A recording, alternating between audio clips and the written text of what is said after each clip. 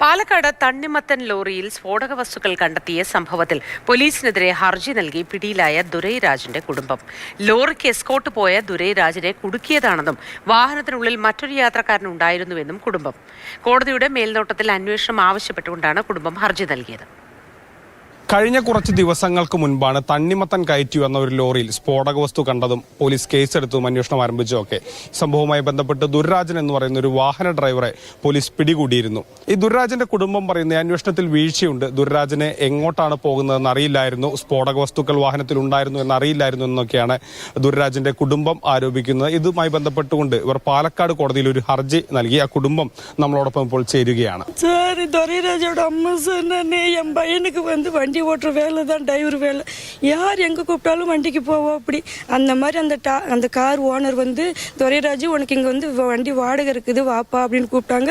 கோயம்புத்தூர் வரைக்கும் சொல்லிட்டு பையனை வண்டியில் வரும்போது ஒரு ஃபோன் வரும்போதெல்லாம் வண்டி ஓரம் கட்ட சொல்லி பையனை வண்டி ஓரம் கட்ட சொல்லிட்டு அந்த வண்டியில் வந்த ஆள் வந்து தூரமாக போய் பேசிட்டு வந்து வண்டியில் வந்துடுவானாமா.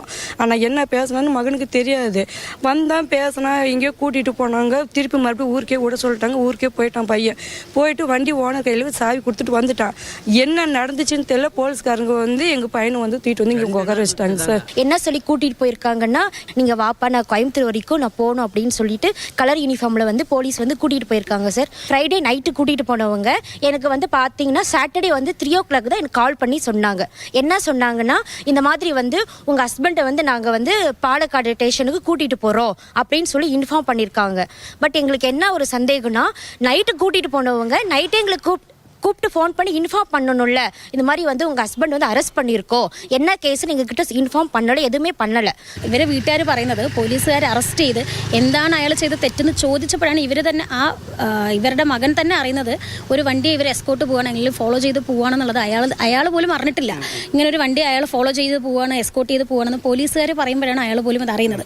അപ്പോൾ ഇതിൻ്റെ ഓണറിനെ ഇതുവരെ അറസ്റ്റ് ചെയ്തിട്ടില്ല, കാർ ഓണറിനെ ഇതുവരെ അറസ്റ്റ് ചെയ്തിട്ടില്ല. പ്രോപ്പർ ഡെസ്റ്റിനേഷൻ പോലും പറഞ്ഞു കൊടുക്കേണ്ട ഇയാളെ ആക്ടിംഗ് ഡ്രൈവറായിട്ട് പറഞ്ഞയച്ചിരിക്കുന്നത്. കേസ് അന്വേഷണം ശരിയായിട്ട് നടക്കുന്നില്ല എന്നും കോടതി ഡയറക്റ്റ് മോണിറ്റർ ചെയ്ത് അന്വേഷണം ഇംപാർഷ്യലായിട്ട് നടത്തണം എന്നൊരു ഡയറക്ഷൻ ഇൻവെസ്റ്റിഗേഷൻ ഓഫീസർക്ക് കൊടുക്കണം എന്നും പറഞ്ഞിട്ടാണ് നമ്മളിപ്പോൾ ഒരു പെറ്റീഷൻ ഫയൽ ചെയ്തിരിക്കുന്നത്. 13-ാം തീയതിക്കാണ് അത് ഹിയറിംഗിന് വെച്ചിരിക്കുന്നത്. ഈ വിഷയത്തിൽ പോലീസിനൊരു വീഴ്ചയുണ്ടായി, പോലീസ് അന്വേഷണം കൃത്യമല്ല, ദുരൈരാജിനെ മാത്രമാണ് പിടികൂടിയത്, വാഹനത്തിന്റെ ഉടമയോ മറ്റു കാര്യങ്ങളോ പോലീസ് അന്വേഷിക്കുന്നില്ല തുടങ്ങിയ കാര്യങ്ങളാണ് ഇവർ ഹർജിയിൽ പറയുന്നത്. മൽഘോഷി മോഹനൊപ്പം Google VS Mathrubhumi news Palakkad.